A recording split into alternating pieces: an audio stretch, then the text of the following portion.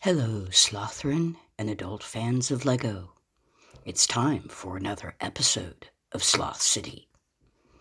And today, I am standing in front of my third residential building in my residential housing district, Sloth Acres.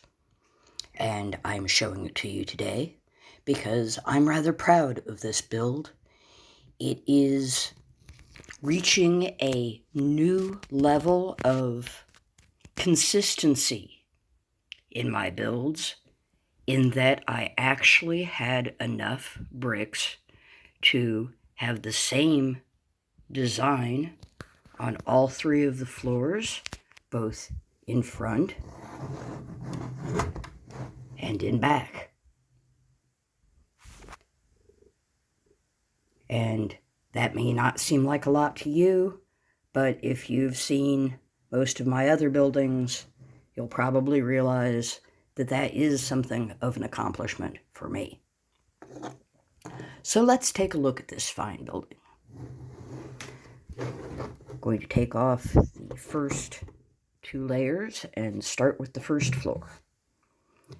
And if we look in here, we can see that this first floor is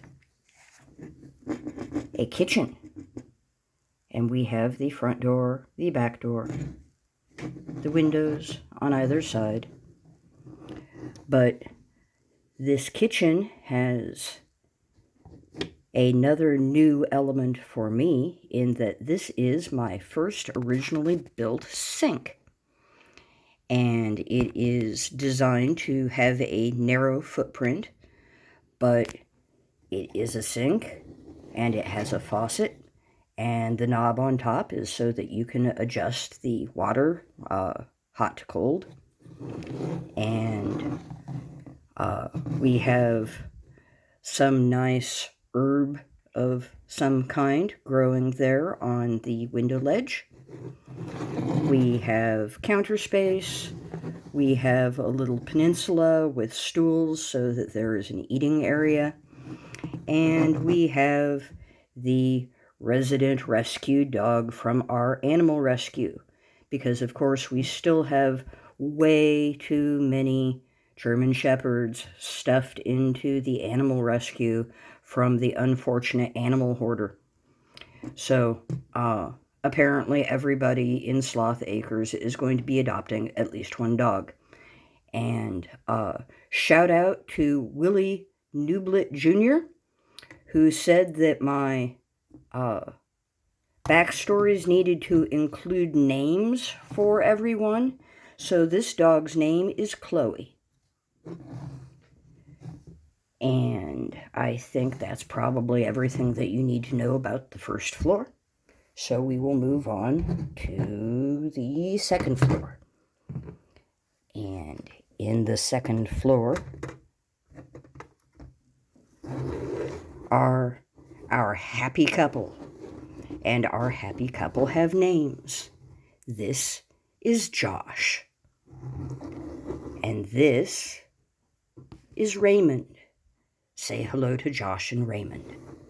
And they are sitting in their luxurious and plush living room, which again has some original builds for me. The entertainment center is not an original build, but this fine bookcase is. And as you can see, we have books and we have some sort of a statue. I don't know if that's intended to be some sort of superhero figure that they have standing up there, but it is some sort of decor. And there is also a fine standing lamp so that they have plenty of light if they want to read any of the books in their bookcase. So, yes, we have that fine bookcase, that fine lamp. We have a couple of matching orange chairs, and those are the club chairs that swivel, they move. And we have my little original build sofa or love seat. I'm not sure which that would be. I'm not sure what the difference is. But there is that fine living room for the second floor. And if we come up to the third floor, we have this lovely balcony with what may or may not be a rose bush. I am not a horticulturist of any sort, but Josh down below has quite the green thumb, so not only does he have flowers growing, but he has a very lush and well-growing medicinal oregano plant. Because Josh, although he works at the Brick Street Customs garage, wants to become an independent horticulturist, and he has been talking with the owner of the book store and head shop to see if the owner of that establishment would like to branch into medicinal oregano.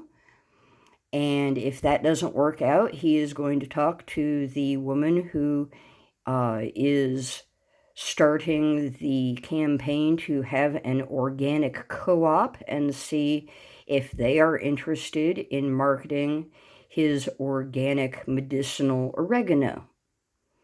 So that is the backstory on Josh.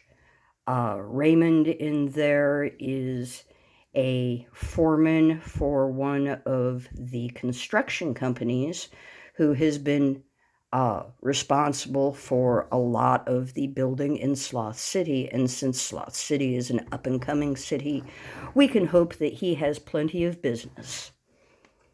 So, having let you know all about the joys of, our happy couple, I'll just show you my slightly damaged bedroom. And if we look in here we have the bed. It has lots of pillows because they like to have a nice plushy and soft bed to sleep in. And on either side of the bed, we have little bedside lamps that look kind of industrial, perhaps. But we have the nice red door that matches the red door below, and we have the overhang on the door that matches the overhang below. So altogether, it is all very well considered and planned out, and certainly does not look like any of the other buildings that look like they were put together without any sort of foresight at all.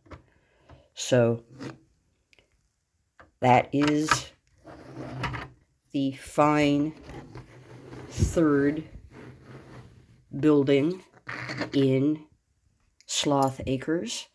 And just by the by, the reason why it has this narrow but tall construction is because when we get base plates, one of the base plates that I am hoping to get is one of the vintage base plates that has the thin and narrow road that comes like this and then it angles, and it's not a curve, it is a corner, but it is kind of an oblique corner. It is not a 45-degree angle, but it means that there will be a nice green patch that will fit in there, and that will mean that this building will fit into it and will be able to have a nice sized yard. So that's why I did it that way.